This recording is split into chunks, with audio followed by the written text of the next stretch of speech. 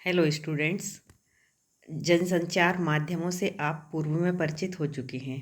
जनसंचार माध्यमों में से प्रमुख माध्यम प्रिंट माध्यम के बारे में आज आप इस वीडियो में पढ़ेंगे और समझेंगे। स्टूडेंट्स, इस टॉपिक को पढ़ते समय विशेष बातों को नोट करते चलें जिससे कि आपको प्रश्नों के उत्तर देने में सरलता हो। चलिए अब देखते हैं कि प्रिंट माध्यम क्या है। प्रिंट यानी मुद्रित माध्यम जनसंचार के आधुनिक माध्यमों में सबसे पुराना है।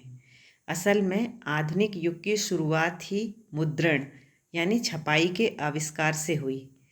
हालांकि मुद्रण की शुरुआत चीन से हुई, लेकिन आज हम जिस छापे खाने को देखते हैं, छापे खाना अर्थात प्रेस, उसके आविष्कार का श्रेय जर्मनी के गुटेनबर्ग को जाता है।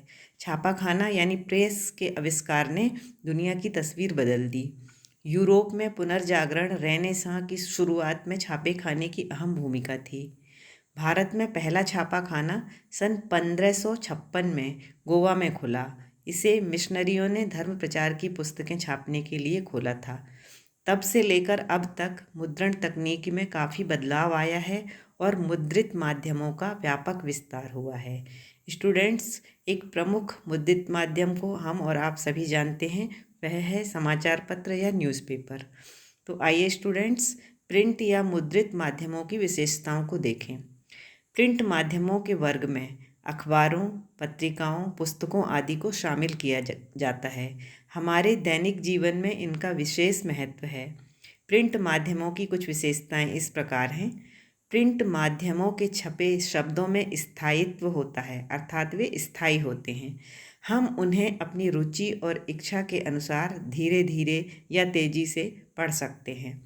पढ़ते पढ़ते कहीं भी रुककर सोच विचार कर सकते हैं। इन्हें बार बार पढ़ा जा सकता है और इसे पढ़ने की शुरुआत किसी भी पृष्ठ से की जा सकती है। इन्हें लंबे समय तक सुरक्षित रखकर संदर्भ की भांति प्रयुक्त भी किया जा सकता है। यह लिखित भाषा का विस्तार है, जिसमें लिखित भाषा की सभी विशेषताएं निहित हैं। स्टूडेंट्स, लिखित और मौखिक भाषा में सबसे बड़ा अंतर यह होता है कि लिखित भाषा अनुशासन की मांग करती है।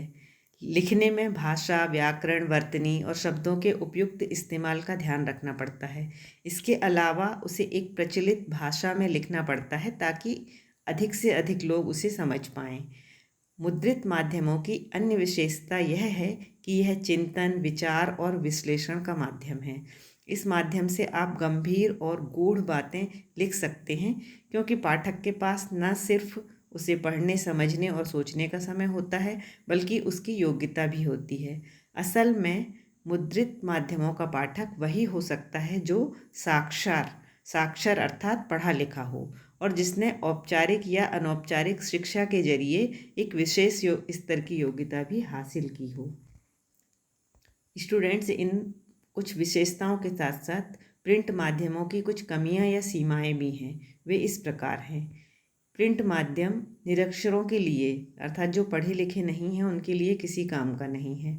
मुद्रित माध्यमों के लिए लेखन करने वालों को अपने पाठकों के भाषा ज्ञान के साथ साथ उनके शैक्षिक ज्ञान और योग्यता का विशेष ध्यान रखना पड़ता है। पाठकों की रुचियों और ज़रूरतों का भी पूरा ध्यान रखना पड़ता है। और ये रेडियो, टीवी या इंटरनेट की तरह तुरंत घटी घटनाओं को संचालित नहीं कर सकते हैं। ये एक निश्चित अवधि पर प्रकाशित होते हैं, जैसे कि अखबार 24 घंटे में एक बार होता है या साप्ताहिक पत्रिका सप्ताह में एक बार होती है। अखबार या पत्रिका में समाचारों या रिपोर्ट को प्रकाशन के लिए स्वीकार करने की भी एक निश्चित समय सीमा होती है। इसलिए मुद्रित माध्यमों के लेखकों और पत्रकारों को प्रकाशन की समय सीमा का पूरा ध्यान रखना पड़ता है। स्टूडेंट्स, प्रिंट अर्थात मुद्रित माध्यम में लेखन करने के लिए कुछ ध्यान रखने योग्य बातें इस प्रकार हैं। जैसे कि मुद्रित माध्यमों में लेखक को जगह या स्पेस का भी पूरा ध्यान रखना पड़ता है। जैसे किसी अखबार या पत्रिका के संपादक ने अगर 250 शब्दों में रिपोर्ट या फीचर लिखने को कहा है, तो उस शब्द सीमा का ध्यान रखना पड़ेगा। इसकी वजह यह है कि अखबार या पत्रिका में असीमित जगह नहीं होती है। मुद्रित माध्यम के लेखक या पत्रकार को इस बात का भी ध्यान रखना पड़ता है कि छपने से पहले आलेख में मौजूद सभी गलतियों और अशुद्धियों को दूर कर दिया जाए, क्योंकि एक बार प्रकाशन के बाद वह गलती या वह अशुद्धि वहीं चिपक जाएगी और उसे सुधारने के लिए अखबार या पत्रिका के अगले अंक का इंतजार करना पड़ेगा। इस हेतु भाषा सरल, सहज और बोधगम्य होनी चाहिए, जिससे इसे हर वर्ग के पाठक पढ़ सकें। शैली रोचक होनी चाहिए, विचारों में प्रवाहमयता एवं तारतम्यता होनी चाहिए। तो स्टूडेंट्स, मुद्रित माध्यम के एक प्रमुख उदाहरण समाचार पत्र में छपे हुए एक समाचार को देखते हैं और इसके लिखने की शैली को समझने की कोशिश करते हैं। देश में 14 नए मेडिकल कॉलेजों को हरी झंडी। नई दिल्ली, विशेष संवाददाता। केंद्रीय स्वास्थ्य मंत्रालय ने एमसीआई की सिफारिश पर देश में 14 मेडिकल कॉलेजों की स्थापना को हरी झंडी दे दी है। इससे इस बार एमबीबीएस की 1900 सीटें बढ़ जाएंगी।